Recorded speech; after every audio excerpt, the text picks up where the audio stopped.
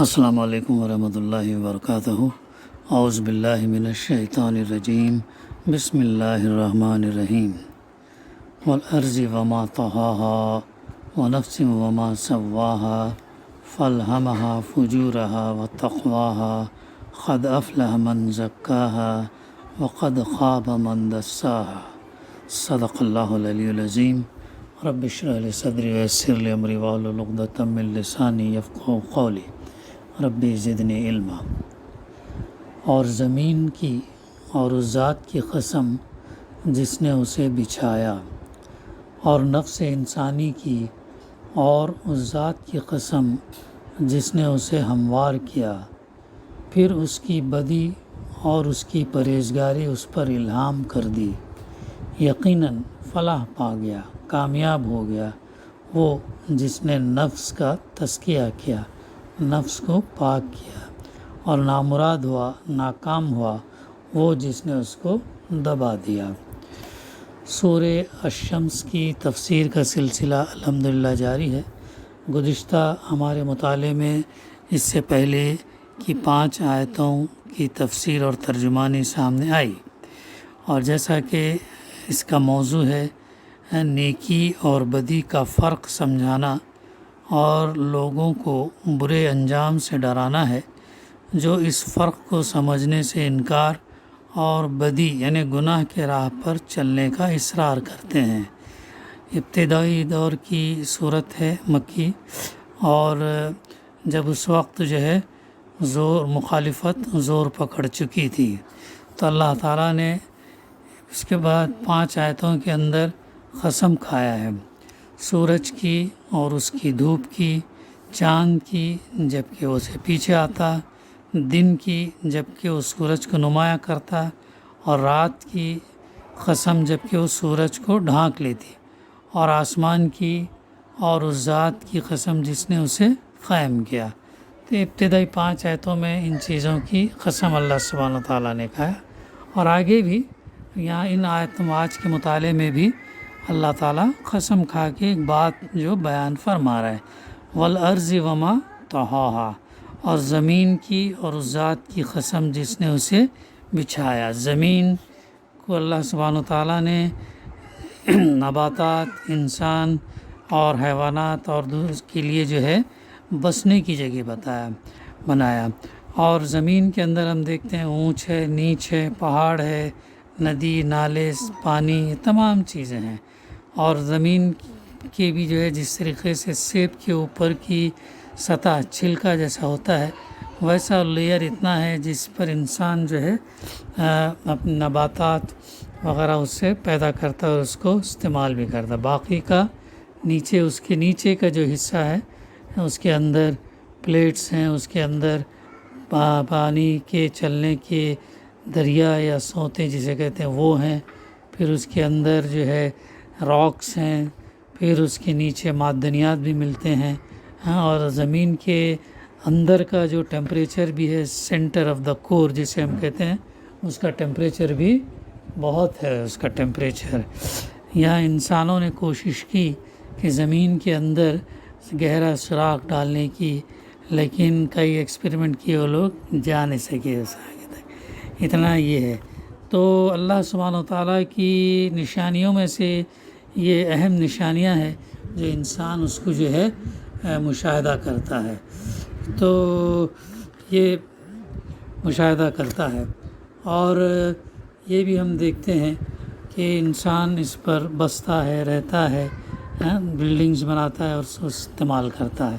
تو اللہ تعالیٰ نے اس کو ایسے بچھایا کہ، اور یہ بات ہمارے معلومات میں ہے کہ اللہ تعالیٰ یہ جو ہے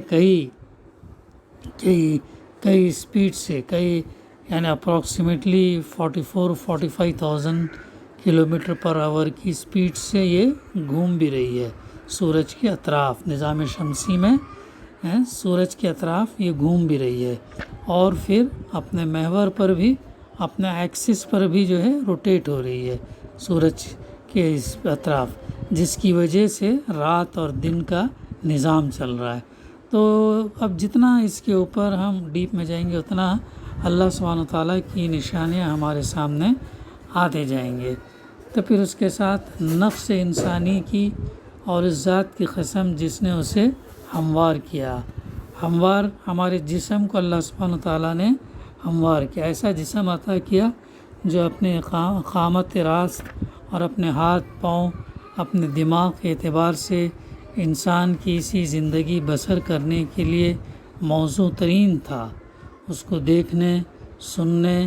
چھونے، چکھنے، سونگھنے کے ایسے حواس عطا کیے جو اپنے تناسب اور اپنی خصوصیات کی بنا پر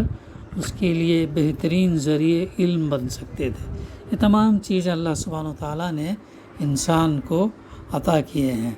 کہ جو ہے وہ یہ کرے، اور اس کی قوت عقل، فکر، قوت استدلال،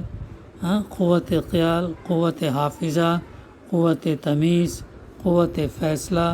قوت ارادی اور دوسری ایسی ذہنی قوتیں عطا کی جن کی بدولت وہ دنیا میں اس کام کے قابل ہوا جو انسان کے کرنے کا ہے. اس کے علاوہ ہموار کرنے میں یہ مفہوم بھی شامل ہے کہ اسے پیدائشی گنہگار اور جبلی بدماش بنا کر نہیں بلکہ راست اور سیدھی فطرت پر پیدا کیا، اور اس کی ساخت میں کوئی خلقی کجی نہیں رکھ دی کہ وہ سیدھی راہ اختیار کرنا چاہے تو بھی تو نہ کر سکے. یہی بات ہے جسے سورہ روم میں فرمایا گیا، فطرت اللہ التی فطر الناس علیہا، قائم ہو جاؤ اس فطرت پر جس پر اللہ تعالیٰ نے انسانوں کو پیدا کیا. اور اسی بات کو نبی صلی اللہ علیہ وسلم نے ایک حدیث میں یوں بیان فرمایا کہ کوئی بچہ ایسا نہیں ہے جو فطرت کے سوا کسی اور چیز پر پیدا ہوتا ہو، پھر اس کے ماں باپ اسے یہودی یا نصرانی یا مجوسی بنا دیتے ہیں. یہ ایسا ہی ہے جیسے جانور کے پیٹ سے پورا کا پورا صحیح اور سالم بچہ پیدا ہوتا ہے. کیا تم ان میں کسی کا کان کٹا ہوا پاتے ہو؟ بخاری کی حدیث ہے. یعنی یہ مشرکین ہیں جو بعد میں اپنے اوہام جاہلیت کی بنا پر جانوروں کے کان کاٹتے ہیں، ورنہ اللہ کسی جانور کو ماں کے پیٹ سے کٹے ہوئے کان لے کر پیدا نہیں کرتا. ایک اور حدیث میں اللہ کے رسول صلی اللہ علیہ وسلم کا ارشاد ہے، میرا رب فرماتا ہے کہ میں نے اپنے تمام بندوں کو حنیف یعنی صحیح الفطرت پیدا کیا تھا، پھر شیاطین نے آ کر ان کو ان کے دین یعنی ان کے فطری دین سے گمراہ کر دیا اور ان پر وہ چیزیں حرام کر دیں جو میں نے ان کے لیے حلال کی تھیں، اور ان کو حکم دیا کہ میرے ساتھ ان کو شریک کریں جن کے شریک ہونے پر میں نے کوئی دلیل نازل نہیں کی. مسند احمد مسلم نے بھی اس سے ملتے جلتے الفاظ ہیں. تو یہ ہے وہ چیز جو اللہ سبحانہ تعالیٰ نے سورہ حامیم سجدہ میں بھی اللہ تعالیٰ نے فرمایا کہ اگر انسان آفاق اور انفس اپنے اس میں غور کریں تو اسے بات معلوم ہو جائے گی کہ قرآن مجید جو باتیں پیش کر رہا ہے بالکل حق ہے، بالکل سچ ہے. تو اتنا بہترین جو ہے اللہ تعالیٰ نے انسان کو بنایا، اور ان معنوں میں اس نے اللہ تعالیٰ نے دنیا کے اندر بھیجنے سے پہلے اس کے فطری طور پر اسے مسلم اطاعت گزار بنا کر بھیجا، لیکن اس کا اطراف کا ماحول، شیطان، اس کا نفس، اس کے ماں باپ یہ سب جو ہے اسے یہ بنا دیتے ہیں، یہودی، نصرانی، مجوسی، یہ کچھ بنا دیتے ہیں. پھر اس کے بعد اب فرمایا جا رہا فَالْهَمَهَا فُجُورَهَا وَتَقْوَاهَا، پھر اس کی بدی اور اس کی پرہیزگاری اس پر الہام کر دی. اس کی بدی اور اس کی پرہیزگاری اس پر اللہ تعالیٰ نے الہام کر دی. الہام کا لفظ لہم سے ہے جس کے معنی نگلنے کے ہیں. لہم الشیء والتہمہ کے معنی فلاں شخص نے اس چیز کو نگل گیا. تو بہرحال اس کے معنی اور بھی آتے ہیں. ایک اس کے کہ اس کے اندر خالق نے نیکی اور بدی خالی یعنی اس کو ایسا سمجھے کہ اللہ سبحانہ تعالیٰ الہام کا لفظ اصطلاحاً اللہ تعالیٰ کی طرف سے کسی تصور یا کسی خیال کو غیر شعوری طور پر بندے کے دل اور دماغ میں اتار دینے کے لیے استعمال ہوتا ہے، یعنی اللہ تعالیٰ کی طرف سے کسی تصور خیال کو غیر شعوری طور پر بندے کے دل اور دماغ میں اتارنے کے لیے استعمال ہوتا ہے۔ نفس انسانی پر اس کی بدی اور اس کی نیکی اور پرہیزگاری الہام کر دینے کے دو مطلب ہیں۔ اللہ تعالیٰ نے نفس یعنی انسان کے نفس پر دونوں چیزیں بدی اور یہ نیکی الہام کر دینے کے دو مطلب مفسر نے لیا ہے۔ ایک یہ کہ اس کے اندر خالق نے نیکی اور بدی دونوں کے رجحانات و میلانات رکھ دیے، اور یہ وہ چیز ہے جس کو ہر شخص اپنے اندر محسوس کرتا ہے۔ دوسرا مطلب یہ ہے کہ ہر انسان کے لاشعور میں اللہ تعالیٰ نے یہ تصورات وادیت کر دیے ہیں کہ اخلاق میں کوئی چیز بھلائی ہے اور کوئی چیز برائی ہے، یعنی اللہ تعالیٰ نے انسان کے اندر انگرینڈ کر دیے، ان کے اندر ڈال دیے ہیں دونوں چیز، اور انسان اسے اچھی طریقے سے سمجھتا ہے۔ اچھے اخلاق اور اعمال اور برے اخلاق اور اعمال یکساں نہیں ہیں، اچھے اعمال برے اعمال ایک جیسے نہیں ہیں۔ فجور بد کرداری ایک بری چیز ہے، قبیح چیز ہے، اور تقوی برائیوں سے اجتناب، برائیوں سے بچنا ایک اچھی چیز ہے۔ یہ تصورات انسان کے لیے اجنبی نہیں ہے، بلکہ اس کی فطرت ان سے آشنا ہے، اور خالق نے برے اور بھلے کی تمیز پیدائشی طور پر اس کو عطا کر دی ہے۔ یہی بات سورہ بلد میں فرمائی گئی کہ وَهَدَيْنَاهُ النَّجْدَيْنِ، اور ہم نے اس کو خیر اور شر کے دونوں نمایاں راستے دکھا دیے۔ اللہ تعالیٰ نے انسان کو خیر اور شر کے دونوں راستے دکھا دیے۔ پھر اسی سورہ کے اسی کو سورہ دہر میں یوں بیان کیا گیا، اِنَّا هَدَيْنَاهُ السَّبِيلَ اِمَّا شَاكِرًا وَإِمَّا كَفُورًا، ہم نے اس کو راستہ دکھا دیا، خواہ شاکر بن کر رہے یا کافر، یعنی شکر کرنے والا بن کے رہے یا کفر کرنے والا بن کے۔ اور اسی بات کو سورہ قیامہ میں اس طرح بیان کیا گیا کہ انسان کے اندر ایک نفس لوامہ ہے، ضمیر موجود ہے، جو برائی کرنے پر اسے ملامت کرتا ہے، اور ہر انسان خواہ کتنا ہی معذرتیں پیش کرے مگر وہ اپنے آپ کو خوب جانتا ہے کہ وہ کیا ہے۔ تو یہ ہے وہ چیزیں جو ہمیں قرآن مجید کے ذریعے کہ انسان کے اندر اللہ تعالیٰ نے ایک تو وادیت کر دیا ہے، اس کے اندر الہام کر دیا ہے بری، اور فطرتاً انسان جانتا بھی ہے، شر اور خیر کی تمیز بھی کرتا ہے، صحیح اور غلط جو ایک جیسے نہیں ہوتے ہیں اس جگہ۔ تو یہ بات اچھی طریقے سے ہمیں سمجھنا چاہیے۔ اس جگہ یہ بات بھی اچھی طرح سمجھ لینا چاہیے کہ فطری الہام اللہ تعالیٰ نے ہر مخلوق پر اس کی حیثیت اور نوعیت کے لحاظ سے کیا ہے، جیسے کہ سورہ طٰہٰ میں ارشاد ہوا، الذی اعطیٰ کل شیء خلقہ ثم ہدیٰ، جس نے ہر چیز کو اس کی ساخت عطا کی پھر راہ دکھائی۔ ہر چیز کو اللہ تعالیٰ نے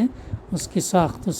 عطا کی پھر اس کو رہنمائی، اس کو راہ دکھائی۔ مثلا حیوانات کی ہر نوع کو اس کی ضروریات کے مطابق الہامی علم دیا گیا، جس کی بنا پر مچھلی کو آب سے آب تیرنا، پرندے کو اڑنا، شہد کی مکھی کو چھتا بنانا، اور پرندوں کو گھونسلہ تیار کرنا آ جاتا ہے۔ انسان کو بھی اس کی مختلف حیثیتوں کے لحاظ سے الگ الگ قسم کے الہامی علوم دیے گئے ہیں۔ انسان کی ایک حیثیت یہ ہے کہ وہ ایک حیوانی وجود ہے، اور اس حیثیت سے جو الہامی علم اس کو دیا گیا، اس کی ایک نمایاں ترین مثال بچے کا پیدا ہوتے ہی ماں کا دودھ چوسنا، جس کی تعلیم اگر اللہ نے فطری طور پر اسے نہ دی ہوتی تو کوئی اسے یہ فن، یہ علم نہ سکھا سکتا تھا۔ اس کی دوسری حیثیت یہ ہے کہ وہ ایک عقلی وجود ہے۔ اس حیثیت سے اللہ نے انسان کی آفرینش کے آغاز سے مسلسل اس کو الہامی رہنمائی دی، جس کی بدولت وہ پے در پہ اکتشافات، تحقیقات، ایجادات، ڈسکوریز کر کے تمدن میں ترقی کرتا جا رہا ہے، ڈیولپمنٹ کرتا جا رہا ہے۔ ان ایجادات کا، اکتشافات کی تاریخ کا جو شخص بھی مطالعہ کرے گا وہ محسوس کرے گا ان میں سے شاید ہی کوئی چیز ہو جو محض انسانی فکر و کاوش کا نتیجہ ہو، ورنہ ہر ایک کی ابتدا اسی طرح ہوتی ہے کہ ایک کسی شخص کے ذہن میں ایک بات آ گئی اور اس کی بدولت اس نے کسی چیز کا انکشاف کیا یا کوئی چیز ایجاد کر لی۔ ان دونوں حیثیتوں کے علاوہ انسان کی ایک اور حیثیت یہ ہے کہ وہ ایک اخلاقی وجود ہے، اور اس حیثیت سے بھی اللہ تعالیٰ نے اسے خیر اور شر کا امتیاز اور خیر کے خیر اور شر کے شر ہونے کا احساس الہامی طور پر عطا کیا ہے۔ تو یہ امتیاز احساس ایک عالمگیر حقیقت ہے جس کی بنا پر دنیا میں کبھی کوئی انسانی معاشرہ خیر اور شر کے تصورات سے خالی نہیں رہا ہے، اور کوئی ایسا معاشرہ نہ تاریخ میں کبھی پایا گیا نہ پایا جاتا ہے جس کے نظام میں بھلائی اور برائی پر جزا اور سزا کی کوئی نہ کوئی صورت اختیار نہ کی گئی ہو۔ اس چیز کا ہر زمانے، ہر جگہ اور ہر مرحلہ تہذیب و تمدن میں پایا جانا